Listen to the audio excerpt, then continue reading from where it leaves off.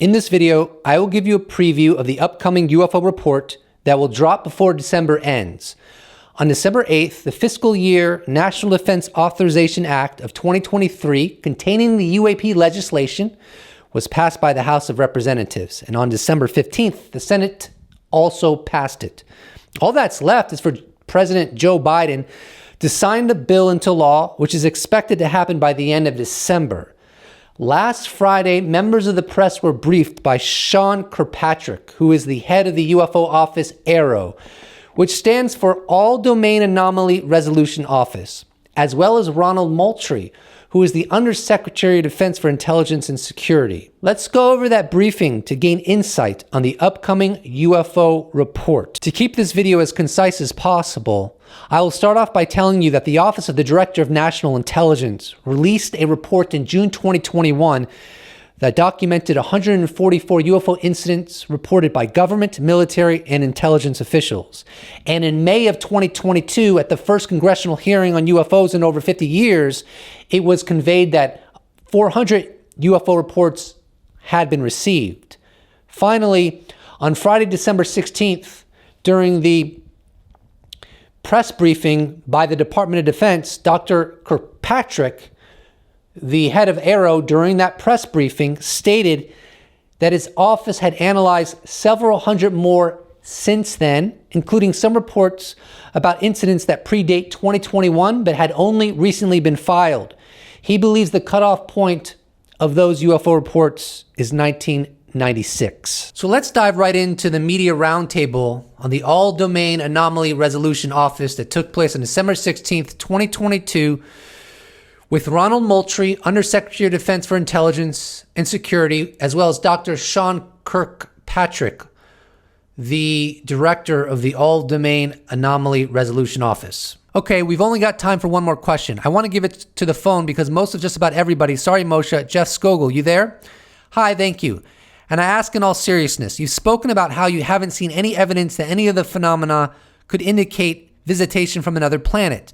But does the Defense Department have any evidence from previous incidents, including crashed craft or living or deceased beings from another planet or dimension, that indicate that the Earth has been visited by another form of life? And could whoever speaks please identify himself? I can't see the speakers. Thank you. Mr. Moultrie speaks. Let me answer. This is Ron Moultrie, Undersecretary of Defense for Intelligence and Security. Then I'll pass it to Dr. Kirkpatrick to give his word on this. So let me just characterize your question. When you're talking about we've been visited, is there a possibility of alien life?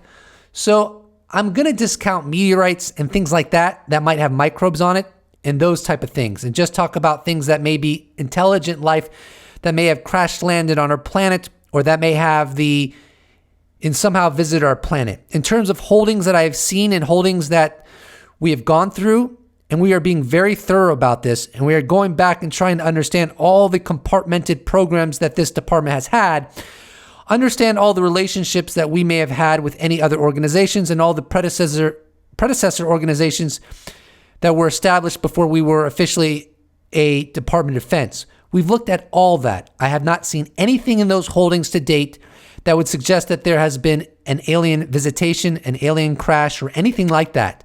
Once again, with what Dr. Kirkpatrick is doing, we are still very early on in the work that we're doing.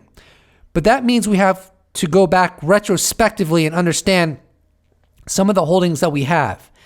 And Dr. Kirkpatrick and his team is still doing that. But I have not seen anything today that would suggest that we have anything of that nature. Dr. Kirkpatrick states,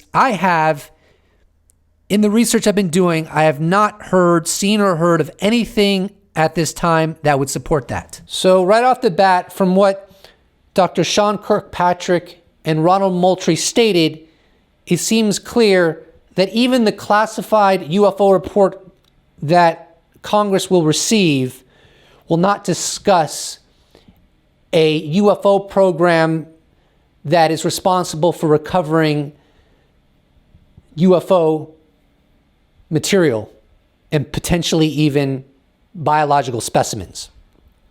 However, on December 17th, the day after this roundtable occurred that we're going over, James Iandoli of Engaging the Phenomenon had an amazing interview with Dr. Colm Kelleher, as well as journalist George Knapp. They wrote, along with Jim Lukaski, Dr. Jim Lukaski, who was the director of OSAP, a book titled Skinwalker at the Pentagon. Anyways, I'm going to share a clip from this interview that contradicts the indication of what Ronald Moultrie and Dr. Kirkpatrick stated, in the sense that, according to George Knapp, whistleblowers have already gotten in touch with Congress regarding a back engineering UFO program. And, what makes you confident that these 4 programs will see the light of day? And is it related to the immunity language that was granted in the NDAA?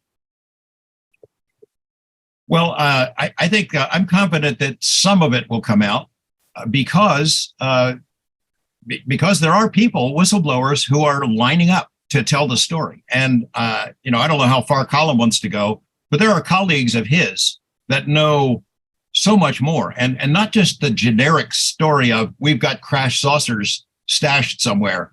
They know where. They know where this stuff is, at least where it was pretty recently. And I wouldn't be surprised that there has already been testimony before members of Congress about those legacy programs, about the goodies and where they might be stored. I think they probably got an earful already. And then when you have the protections signed into law, there's a lot of folks lining up to tell some stories. I think they're going to be able to find it. I think they're going to be able to at least find some of it. Now, George Knapp said in that clip that he would not be surprised if there has already been whistleblower testimony about legacy UFO programs to the United States Congress. But in the following clip, he changes his stance from he wouldn't be surprised to, in actuality, I know that this has taken place. And one more thing, George, have you got a read on potential whistleblowers coming forward? Yes. Yeah. I have a small list that I know are people who are ready to come forward. I know I mentioned earlier, I teased the idea that I wouldn't be surprised that they heard something very recently. I can tell you for sure that they did. That happened. It's already happened. And more will be coming. I'm excited about that. But again, I would just tell your listeners, diligence. It's all about diligence. The public has to stay engaged with this to keep Congress's feet to the fire so they stay on top of the Pentagon, because they will kill this if they get the chance to do it. Do you have an idea of a number of the amount of whistleblowers that could potentially come forward? I know of 5. I know 5 names. And those, do you know what kind of background they operate in? Is it military? Is it intelligence? Is it aerospace? Intelligence. The house of cards is falling, baby. Now, in the following clip, George Knapp underscores how important it is to keep the pressure on the Pentagon, because they ultimately do not want to be transparent on this enigma. I'll add this. The Pentagon will have to be dragged kicking and screaming into coming up and coming clean on this stuff. They are already dragging their feet, as Colm has pointed out, and as others have pointed out. They don't want to give this stuff up. That ridiculous event Friday with a couple of noted debunker media types, it flies in the face of what they're saying. The word salad they're tossing out about wanting transparency. If not for the New York Times story 5 years ago, making it acceptable for other mainstream media to go ahead and dig into this, Congress would not have come out of its closet and embraced this topic as it has. New York Times story made it acceptable for other media to cover it. That gave cover to members of Congress to ask questions, to have closed-door briefings. It's important for the public, James, for your audience, to stay engaged, to keep the feet to the fire of members of Congress, because something else comes along, some big issue that distracts them. If they don't stay on this, the military is all too happy to drop it. They don't want this stuff to come out. They don't want to answer questions about it. You look at the evidence of the Air Force. Where have they been? We know they're a storehouse of information and evidence and videos and other kinds of materials over the decades. And they're completely silent on this. We don't hear anything from them unless Congress makes them come to the table. It's not going to happen. So it's important for the public to stay engaged, to keep Congress's feet to the fire, because otherwise the military will happily let this drop. From the Press Roundtable, staff. Okay, let me go back. Let me go over the phones again. Chris Sharp, okay? Hi there, this is Chris Sharp. Thank you very much. Yes, my question was, have you analyzed UAP reports in the space domain that you have not been able to resolve? Mr. Moultrie responds, let me take that one. Because I think our ability right now to resolve things in the space domain and what we have in the space domain is something that would fall under sensitive sources and methods and means. So would prefer not to respond to that comment or that question, excuse me, in this forum. Chris Mellon has spoken about how the Congress had to change the name of the UFO program in the Pentagon because the Air Force were playing semantic games. Since the name of the UFO program did not incorporate space, they reasoned, they didn't have to tell the Congress about any UFO incidents in space. And the Congress subsequently changed the name of the UFO program so that the Air Force could no longer get away with these kind of semantic games. Chris Mellon has also stated that it's one thing to have a UAP in the atmosphere, right? Because then it can be a balloon, it can be air trash, it can be a whole host of things. Hell, it could be a seagull.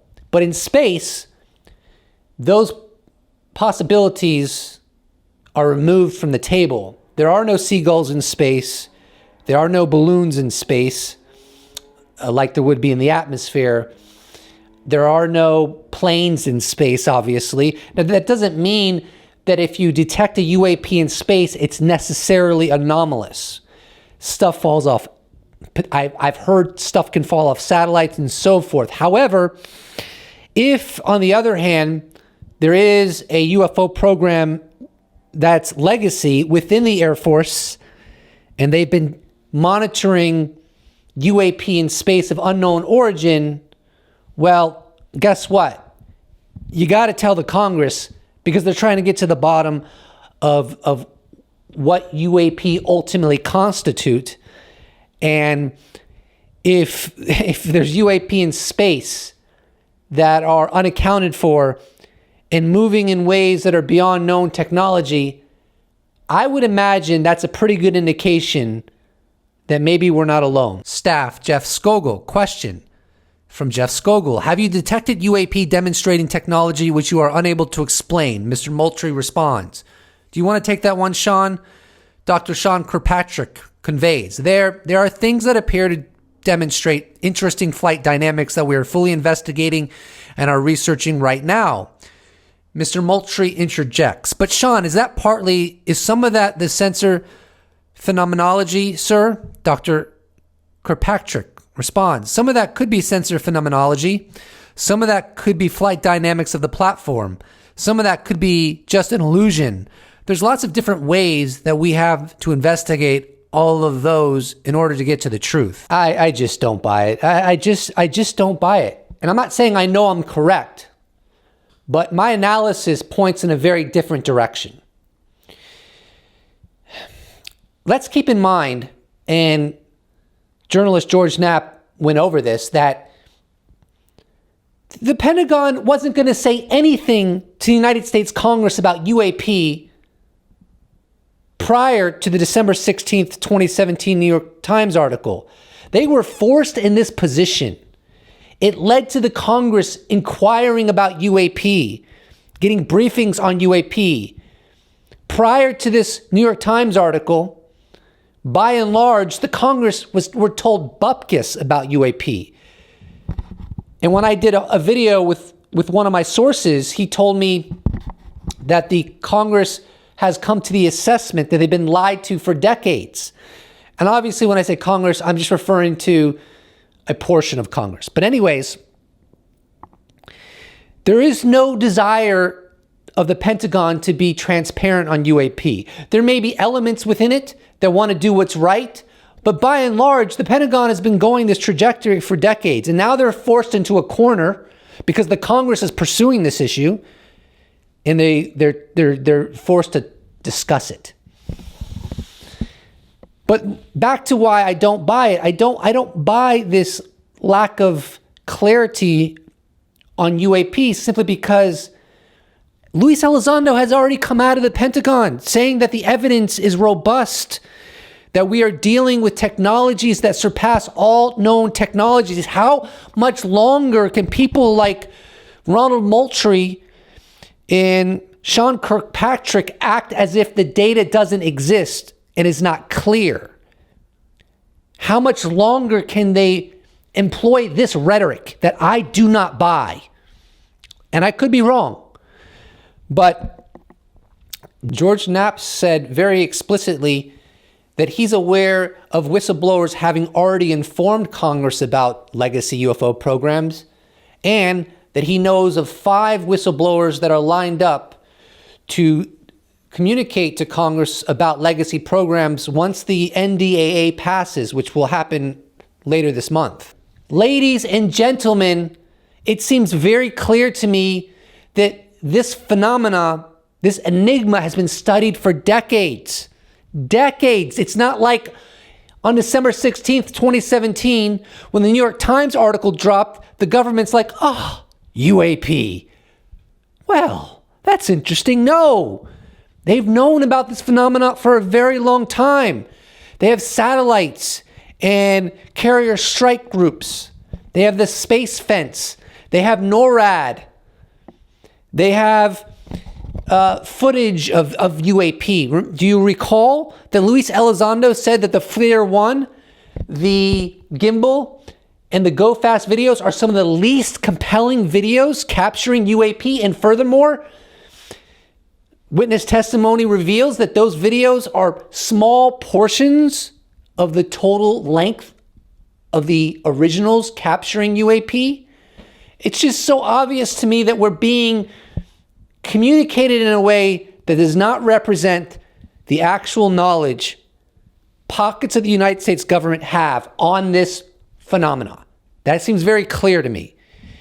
They are presenting the UAP issue as if well, you know, it could be this, it could be that. Well, if you've been studying it for decades and you have a stack of videos showing this phenomena in high resolution, employing technology that is beyond all known technology, don't tell the public that you're just not sure, because that's a bunch of malarkey. And I do believe that there are legacy UFO programs. And let's go to a quote, because George Knapp earlier talked about 4 programs, and that's the rumor on the street, if you will, that there are 4 major UFO programs that go back decades and have been funded in the billions and billions of dollars to study the phenomena, housed in aerospace companies. Here is a quote from Dr. Bernard Haish, where he talks about this rumor, and it has been backed up by George Knapp as well. Sources tell me that this is merely the tip of the iceberg. Regarding what's the tip of the iceberg, Dr. Haish is referencing the Nimitz UAP event series, official government released UAP gun camera footage, and the ATIP program being revealed to the world. That was my inclusion. He continues, a group of 4 related but separate unacknowledged SCI, sensitive compartmented information programs tracing back to a 1947 Truman Memorandum still exists and were housed as of the 1990s in major aerospace companies such as, for example, Lockheed, TRW, Raytheon Aerospace Corp., etc. These would be expensive programs since the cost of secrecy can be several times higher than the research. The ATIP program has no relation to these 4 much better funded deep black ones. Indeed, the black programs collectively have budgets in the 10 billion range and up. Topics apparently include both reverse engineering and extraterrestrial biology. The ATIP did find the UFO crash retrieval program via official channels, but was denied access to it because the ATIP itself is not a special access program. Senator Harry Reid petitioned the DOD to confer SAP status to the ATIP, but the DOD denied his request. Disclosure activist Stephen Bassett chimes in on one reason that UFO transparency is so needed in our current time. He writes, Whatever ambiguity the Pentagon displays as the disclosure process moves forward, the political equation does not change. The nation desperately needs the completely nonpartisan disclosure process to mitigate the hyperpartisan politics ripping the country apart. Now it's time for dessert. Netflix eyes White Mountains movie adaptation from Higher Ground Production. As a continuation of their partnership, Netflix is developing another production from former U.S. President Barack Obama and Michelle Obama with their Higher Ground Productions. This new feature film is reportedly called White Mountains and will be based on the true story of Barney and Betty Hill, a couple in the 1960s who claimed to have been abducted by a UFO. Now that's incredible, ladies and gentlemen. Barack Obama and Michelle Obama getting involved in a documentary such as this about a UFO abduction scenario.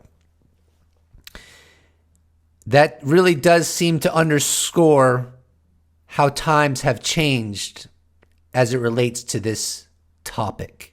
Here's some great commentary by Jeremy Corbell on a segment from James Iandoli's recent interview, of which we showed a few clips already. Jeremy writes, "Great work by engaging the phenomenon pushing George Knapp on this question. You just got more accurate information than you might know at this moment, but you will reflect back on this clip. Reminds me of George's prediction in my hunt for the Skinwalker movie. It was exact and accurate." So look, here's the bottom line. 2023 is upon us. We have made extraordinary progress with the UFO topic. We've gone further than many people thought, I would imagine, we'd get in their lifetime. I recollect that George Knapp has stated multiple times that he never thought he'd see the day that we'd get as far as we have with the UFO topic. So the big question, muchacho, is will we learn of legacy UFO programs in 2023? That's the big question, baby. Because if we do learn that ATIP, OSAP, and the Nimitz UFO event series were just the tip of the iceberg, and that there are legacy programs that have been funded billions and billions and billions of dollars housed in aerospace companies, well, then it's over. It's over, my friend.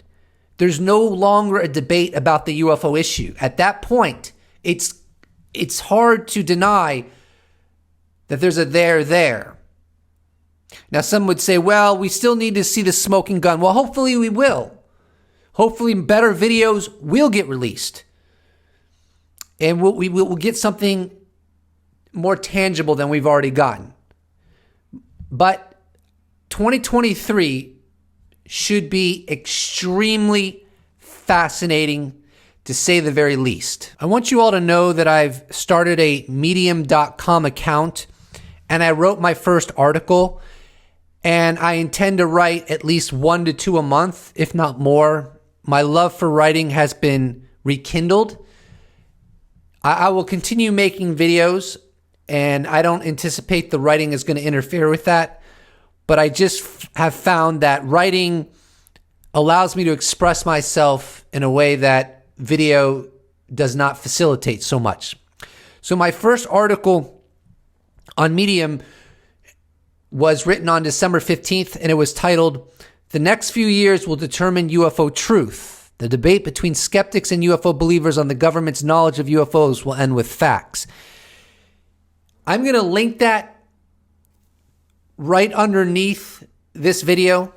I'm also going to link to James Iandoli's interview, where I already shared a few clips.